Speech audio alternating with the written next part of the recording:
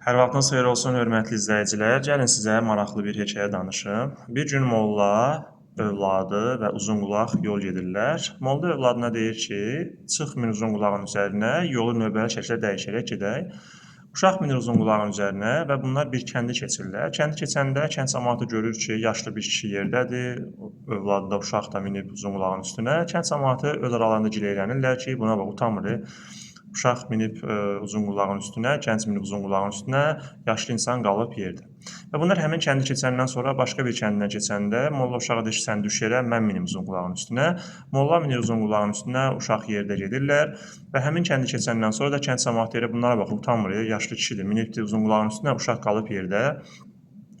Və bu söz uşaq eşidir, çox pis təsir edir həmin uşağa və başqa bir kəndi keçəndə də molla uşağa deyir ki, gəl sən də min uzunqulağın üstünə, bu kəndi keçir.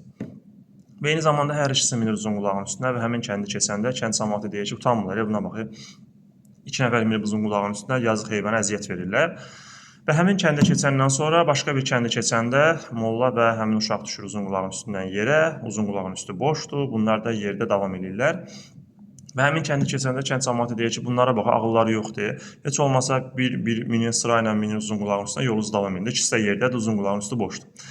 Və uşaq bu prosesdən heç nə başa düşmür və anlamır ki, proses nədir. Atasına sual verir ki, bəs ata, bu nə deməkdir? Axı biz bir neçə kənd keçdik və fərqli-fərqli cavablar eşitdik. Molla qayıdır uzunqulağa, övladına deyir ki, buradan çox maraqlı bir dərs çıxır ortaya. Deyir ki, insanların ağzı torba deyil ki, onları siz büzəsiz. Yəni, bilən də, bilməyən də insanlara hər zaman məsləhət verir və yol göstərir. Yəni, dostlar, bunu danışmaqda əsas səbəb ondan ibarətdir ki, deyir, həyata bir dəfə gəlirsiniz, onu da öz həyatınız üçün yaşamağa sərf edin. Yəni, bir planınız olsun, bir məqsədiniz olsun, bir hədəfiniz olsun.